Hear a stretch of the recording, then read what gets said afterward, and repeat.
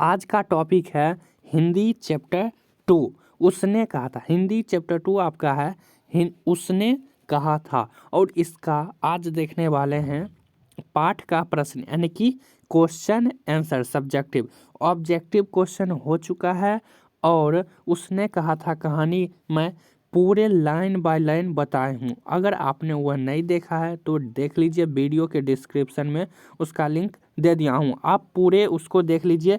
उसको मैं line by line समझाया हूँ। अगर आप वो देख लेते हैं तो क्वेश्चन आंसर पूरे वहीं से बन जाएगा, ठीक ना।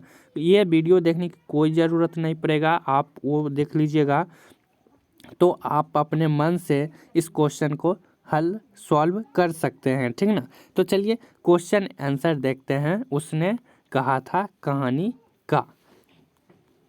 देख लीजिए क्वेश्चन आंसर, ठीक है ना। क्वेश्चन आंसर अभी होगा उसने कहा था कहानी का। देख लीजिए पहला क्वेश्चन है आपका, उसने कहा था कहानी कितने भागों में बटी हुई है, कहानी के कितने भागों में युद्ध का वर्णन है। यानी कि ये कहानी जो है वो कितने भागों में बटी हुई है और कहानी के कितने भागों में युद्ध का चर्चा हुआ है। तो देखिए ये जो कहानी है इसमें, ठीक ना, एक मिनट। हाँ देखिए, उसने कहा था कहानी को, ठीक ना, कहानी को 5 भागों में बांटा गया है। उसने कहा था कहानी कितने भागों में बांटा गया है, 5 भागों में बांटा गया है। और ये मैं जब कहानी पढ़ाया हूँ तो उसमें साफ साफ बता दिया हूँ कि ये कहानी 5 भागों में बांटा गया है और पांचों भाग शुरू से बताया हूँ, ठीक ना। पांचों भाग का वर्णन किया हूँ मैं उस कहानी में, आप उसको जरूर देख लीजिएगा। देख लीजिए इस पूरी कहानी में 3 भागों में युद्ध का वर्णन है। यानी कि ये जो कहानी है उसमें से 3 भाग ऐसा है जिसमें युद्ध हुआ है, ठीक ना, जिसमें युद्ध हुआ है। और 2 ऐसा है भाग जिसमें युद्ध का दृश्य है। देख लीजिए दूसरे और तीसरे, ठीक ना, दूसरे तीसरे और चौथे भाग में युद्ध का दृश्य है। और दूसरे तीसरे चौथे यानी कि पहला और पांचवा, ठीक ना, पहला और पांचवा भाग में युद्ध का वर्णन नहीं है। दूसरे तीसरे और चौथे भाग में युद्ध का वर्णन है। समझ गए। अब चलिए अब चलते हैं नेक्स्ट क्वेश्चन की ओर। क्वेश्चन नंबर 2 देख लीजिए। क्वेश्चन नंबर 2 कह रहा है कहानी के पात्रों की एक सूची तैयार करें। कहानी के पात्र यानी कि इसमें किस किस का चरित्र चित्रण हुआ है, किस किस का नाम आया है, सूची तैयार करने के लिए बोला जा रहा है। इसमें जो जो लोगों का नाम आया है, जिन जिन लोगों का, उसका नाम इसमें लिखना है, ठीक ना। तो देखिए कैसे लिखा जाता है। कहानी में कई पात्र हैं, ठीक ना, कहानी में कई पात्र हैं जिनमें से कुछ प्रमुख है और कुछ गौण, ठीक ना। कहानी के पात्रों के नाम निम्नलिखित है। अब देखिए कहानी में कौन कौन का नाम आया है और इस कहानी के प्रमुख पात्र कौन है। पहला है आपका लहना सिंह। लहना सिंह इस कहानी का नायक है। और दूसरा सूबेदारनी। सूबेदारनी को कहा जाए तो ये नायिका है, ठीक ना, नायिका। सूबेदारनी वही लड़की, ठीक ना। आपको कहानी याद आ गया होगा। अब देखिए तीसरा सूबेदार हजारा सिंह। और चौथा है बोधा सिंह। और बोधा सिंह का बेटा का किसका बेटा है, बोधा सिंह, तो वो सूबेदार हजारा सिंह का बेटा है बोधा सिंह। देख लीजिए सूबेदार का बेटा यानी कि बोधा सिंह है, ठीक ना। और एक 1 2 3 ये 4 ये 5वां है अतर सिंह, ठीक ना। अब चलिए लड़की का मामा। अतर सिंह की कौन है, लड़की का मामा महासिंह। महासिंह कौन है, वो सिपाही है। वजीरा सिंह भी सिपाही है। यानी कि कुल मिला के 7 लोगों का नाम इस कहानी में आया है, प्रमुख है, ठीक ना। अब चलिए क्वेश्चन नंबर 3, ठीक ना। क्वेश्चन नंबर 3 कह रहा है लहना सिंह का परिचय अपने शब्दों में दे। अब देखिए लहना सिंह का चरित्र चित्रण करें। इस टाइप का भी पूछा जा सकता है कि लहना सिंह का चरित्र चित्रण करें। तो अब देखिए किस टाइप से आप लोग करेंगे चरित्र चित्रण। तो देख लीजिए चरित्र चित्रण करने के लिए देखिए सबसे पहले आपको लहना सिंह, जिसका नाम बार बार आता है वो आ जाता है नायक। और ये नायक कौन है? तो वो लहना सिंह है। लहना सिंह के बारे में इसमें लिखना है। तो देख लीजिए, लहना सिंह के बारे में कुछ मैं लाइन लिखा हूँ। तो लहना सिंह एक वीर सिपाही है, यानी कि सैनिक है, ठीक ना। वह उसने कहा था कहानी का प्रमुख पात्र तथा नायक है। लहना सिंह कहानी का क्या है? नायक है। लेखक ने कहानी में उसके चरित्र को पूरी तरह उभारा है, यानी कि पूरा चरित्र चित्रण किया है, वर्णन किया है। कहानी में उसके चरित्र की निम्नलिखित अवस्था उभरकर सामने आई है। निम्नलिखित अवस्था कहने का मतलब कि जवानी से लेकर मरने तक, ठीक ना, वो सब अवस्था इसमें दर्शाया गया है लहना सिंह के बारे में। देखिए, कहानी का नायक, कहानी का समस्त घटनाक्रम लहना सिंह के आसपास घटता है, यानी कि कहानी जो है वो पूरा लहना सिंह के इर्द गिर्द ही रहता है। यानी कि इर्द गिर्द कहने का मतलब कि चारों तरफ से लहना सिंह का नाम आएगा तो आएगा ही। उसका मतलब हुआ कि समस्त घटनाक्रम में आसपास घटता है, लहना सिंह का आसपास नाम रहबे करेगा, जिससे यह स्पष्ट होता है कि वह कहानी का प्रमुख पात्र तथा नायक है। बस इतना ही आप लोग को लिख देना है। चलते हैं अब नेक्स्ट क्वेश्चन, नहीं तो एक लाइन और जोड़ देना है। सच्चा प्रेमी, लहना सिंह एक सच्चा प्रेमी है, ठीक ना। लहना सिंह क्या है? एक सच्चा प्रेमी है। बचपन में यह यहीं तक लिखिएगा, ठीक ना, ये सब छोड़ दीजिए, ये सब आपको PDF देने के लिए लिखे हैं। 4 नंबर क्वेश्चन, 4 नंबर क्वेश्चन कह रहा है पाठ से लहना और सूबेदारनी के संवादों को एकत्रित करें। यानी कि पाठ से कहने का मतलब है कि संवाद, यानी कि लहना सिंह और सूबेदारनी, यानी कि लड़का और लड़की के बातचीत, जहाँ जहाँ इस कहानी में बातचीत हुआ है लहना सिंह और सूबेदारनी का, वो सब इकट्ठा करके लिखने के लिए कहा जा रहा है। तो कहाँ कहाँ बात हुआ है और क्या क्या बात हुआ है मैं यहाँ पर लिख दिया हूँ। तो देखिए, पाठ में लहना सिंह और सूबेदारनी के बीच कुछ संवाद है जो कि निम्नलिखित है। अब देखिए, बात जब कर रहा था तो वो बोला होगा, तो उसी को कहते हैं संवाद, ठीक ना। बचपन का संवाद, पहले हम बचपन से शुरुआत करते हैं। शुरुआत कहाँ से होगा? तो होगा जब वो दुकान पर मिलती थी, दुकान पर, ठीक ना। अब देखिए, बचपन में क्या बोला करते थे, लहना सिंह और सूबेदारनी के बीच क्या क्या बातचीत हुई, यानी कि संवाद हुआ था।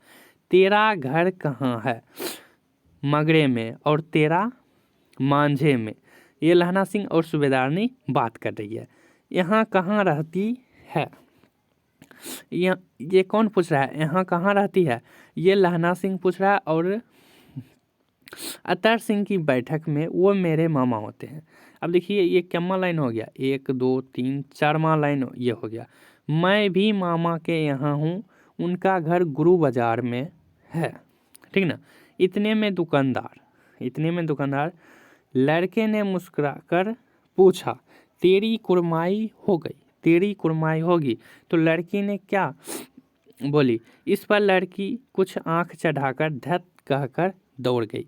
बस इतना ही बातचीत हुआ था उसके लड़का और लड़की के बीच। अब देखिए, जब वो सूबेदार और वो शादी हो गया, तब उसके बाद बात हुआ था क्या? देखिए, सूबेदार के घर का संवाद। मुझे पहचाना नहीं? तब वो कौन सा बात याद आता है? तेरी कुरमाई हो गई तो धत कल हो गई।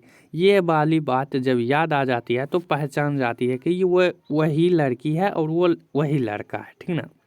सूबेदारनी कह रही है, मैंने तेरे को आते ही पहचान लिया, ठीक ना। तुम्हारे आगे मैं आंचल पसारती हूँ। और आंचल पसार कर क्या मांगती है? कि मेरे पुत्र और पति की रक्षा करने के लिए युद्ध में से। बस इतना ही बात होता है लहना सिंह और सूबेदारनी के बीच। तो यही हो गया लहना सिंह और सूबेदारनी के बीच संवाद, ठीक ना। चलिए अब क्वेश्चन नंबर 5वां देखते हैं। 5वां नंबर क्वेश्चन कह रहा है, कल देखते नहीं या रेशम से गढ़ा हुआ सालू, वह सुनते ही लहना की क्या प्रतिक्रिया हुई? लहना की क्या प्रतिक्रिया हुई? तो देखिए, कल देखते नहीं यह रेशम से गढ़ा हुआ सालू, सुनते ही लहना को काफ़ी गुस्सा आया। ठीक ना, लहना सिंह को बहुत गुस्सा आ गया, साथ ही वह अपने सूध बूध खो बैठा। जब गुस्सा आता है तो आदमी कुछ भी कर बैठता है। इसका मतलब जब हमें यार गुस्सा आता है तो मोबाइल फोड़ देते हैं, ठीक ना। इसलिए घर वापस आते समय एक लड़के को नाली में धकेल दिया और एक खमचे वाले के खोमचे भी घेर दिया और एक कुत्ते को पत्थर मारा। उसके बाद ठीक ना, जब दूध उड़ेल दिया उसके बाद एक पूजा पाठ करने वाली औरत से टकरा गया, जिससे उसे अंधा कहा, उस औरत ने उसे अंधा कहा। तब जाकर अपने घर पहुंचा। अब देखिए इस कहानी का पूरा मतलब, इस कहानी ये देखिए, ये मैं अपने शब्दों में अब बोलता हूँ, ठीक ना। ये थोड़ा मैं वाक्य बनाने के लिए इस टाइप से लिखा हूँ पूरे बुक से, ठीक ना। सब भिवियाई नोट करके मैं इसमें लिख दिया हूँ। अब देखिए ठेठी भाषा, भोजपुरी भाषा जो भी समझिए मैं उसमें बोलता हूँ, ठीक ना। तो देखिए शॉर्टकट में बोल रहा हूँ। जब लड़का और लड़की दुकान पर मिलते हैं तब लड़का पूछता है तेरी कुरमाई हो गई, ठीक ना, तेरी कुरमाई हो गई। जब लड़का पूछता है लड़की से तो लड़की कहती है कि धत तेरी की, ये कहकर लड़की भाग जाती है। तब लड़का व्याकुल हो जाता है, लगता है आसमान टूट गया, ठीक ना। तब लड़का गुस्से में आ जाता है, तब वह जाते जाते एक दूध वाले से टकरा जाता है, ठीक ना। तो उसका दूध उलट जाता है और एक कुत्ता मिलता है, ठीक ना। तो कुत्ता जब मिल जाता है तो रोड पर गिट्टी रहता है, ठीक ना। तो गिट्टी उठाकर कुत्ता को भी मार देता है, ठीक ना। यही कहानी हुआ था। और एक पूजा करके लौट रही औरत से भी टकरा जाता है लहना सिंह, यानी कि वो लड़का। तो वही औरत कहती है कि अंधा है क्या। तब जाकर वह, इसके बाद जब वो औरत से टकरा गई उसके बाद वह घर पहुंच गई, ठीक ना। चलिए क्वेश्चन नंबर 6 नंबर क्वेश्चन कह रहा है जारा क्या है, मौत है और निमोनिया से मरने वालों को मुरब्बे नहीं मिला करते। वजीरा सिंह के इस कथन का क्या आशय है। अब देखिए इस कहानी का मतलब, इस कहानी ये शब्द देखिए, जारा क्या, यहाँ ज़्यादा लिखा गया है, कोई बात नहीं, जारा होगा, ठीक ना। मौत है ये और निमोनिया से मरने वालों को मुरब्बे नहीं मिला करते। वजीरा सिंह के इस कथन का आशय, यहाँ से लेकर यहाँ तक तो आप लोगों को पूरा लाइन उतारना ही है। उसके बाद इस लाइन का मतलब लिखा हूँ मैं।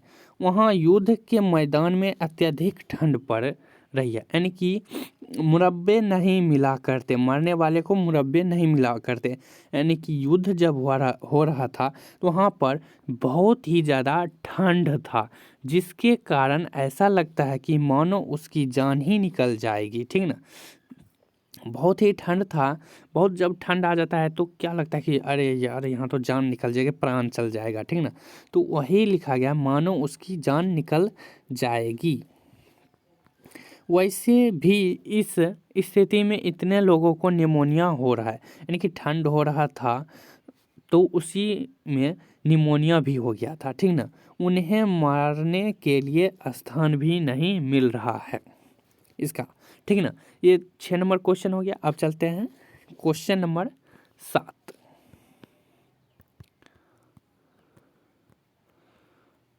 चलिए क्वेश्चन नंबर 7 कह रहा है कहती है तुम राजा हो मेरे मुल्क को बचाने आए हो। वजीरा के इस कथन में किसकी ओर संकेत है, तो देख लीजिए। पहले तो यहाँ से लेकर यहाँ तक लिख ही देना है, ठीक ना। यहाँ से लेकर यहाँ तक पूरा लिख देना है। कहती है तुम राजा हो मेरे को बचाने आए हो। वजीरा के इस कथन में फ्रांस की मेम की ओर संकेत है। मेम एक थी, ठीक ना, फ्रांस की मेम। बस उसका इतना ही आंसर। अब चलिए क्वेश्चन नंबर 8। क्वेश्चन नंबर 8 कह रहा है लहना सिंह के गांव में आया तुर्की मौलवी क्या कहता है। लहना सिंह के गांव में आया तुर्की मौलवी यह कहता है कि जर्मनी वाले बड़ी पंडित हैं। जर्मनी वाले क्या होते हैं कि वो पंडित होते हैं, वेद पढ़ पढ़ कर उसमें विमान चलाने की विद्या आ गए हैं, विद्या जान गए हैं या आ गए हैं। जर्मनी वाले बड़े पंडित होते हैं और वो वेद पढ़ पढ़ कर विमान चलाने यानी कि जहाज उड़ाने की विद्या जान गए हैं। मंडी में बनियों को बहकत था कि डाक खाने से रुपया निकाल लो, सरकार सरकार सरकार का राज्य जाने वाला है। ठीक ना, यहाँ पर सरकार होगा। चलिए, तो 8 नंबर क्वेश्चन हो गया। अब चलते हैं क्वेश्चन नंबर 9 नंबर क्वेश्चन कह रहा है, लहना सिंह का दायित्व बोध और उसकी बुद्धि दोनों ही स्पृहणीय है, इस कथन की पुष्टि करें। तो अब देखिए, लहना सिंह के बारे में पूछा जा रहा है और बोध इनके बोधा सिंह का भी इसमें जिक्र होगा। ठीक ना, तो देखिए, लहना सिंह एक सैनिक था, उसका कर्तव्य था रण क्षेत्र में लड़ना। साथ ही उसका यह भी कर्तव्य था कि वह हर समय सजग रहे, यानी कि सभी जगह देखभाल करता रहे। युद्ध भूमि में सैनिक को बड़ा सावधान रहना चाहिए। साथ ही उसका यह भी कर्तव्य था कि बोधा सिंह और सूबेदार हजारा सिंह के प्राणों की रक्षा भी करे, जो कि वो सूबेदारनी अपने आंचल पसार कर मेरे बेटे और मेरे पति की रक्षा करने की भीख मांगती है लहना सिंह से। तो वह भी कर्तव्य निभाना था, इसका दायित्व था। अब देखिए, क्योंकि सूबेदारनी ने आंचल पसार कर यही भीख मांगी थी कि और हम ठीक ना, यही भीख मांगी थी कि मेरे बेटे और मेरे पति की रक्षा करने के लिए, तो उसका ये भी दायित्व हो गया। और हम देखते हैं उसने अपने सभी कर्तव्यों का पालन किया और लहना सिंह ने ये सब कर्तव्य भी पालन किया था, उसके सूबेदारनी के पति और बेटे का भी रक्षा किया था। ठीक ना, अब देखिए आगे, उसने अपने सभी कर्तव्यों का पालन किया। वह बहादुर है और पूरा सजग भी है। उसकी यह सजगता थी कि लेफ्टिनेंट साहब को उसने पहचान लिया। ठीक ना, उसका दूसरा कर्तव्य था सूबेदार और बोधा सिंह की रक्षा। उस कसौटी पर भी वह खड़ा उतरता है। सूबेदार और बोधा सिंह की रक्षा करना, तो वह भी दायित्व निभा देता है। बस इतना ही लिखना है, ज़्यादा नहीं लिखना है। ठीक ना, ये सब PDF के लिए दिया हूँ। चलिए, लास्ट क्वेश्चन है, स्वप्रसंग व्याख्या करें, यानी कि अभिप्राय पूछा जा रहा है। तो पहला है, देख लीजिए, अभिप्राय बताइए। मृत्यु के कुछ समय पहले स्मृति बहुत साफ हो जाती है, सारी घटनाएं एक एक करके सामने आती है, सारे दृश्यों के रंग साफ होते हैं, समय की धुंध बिल्कुल उन पर से हट जाती है। अब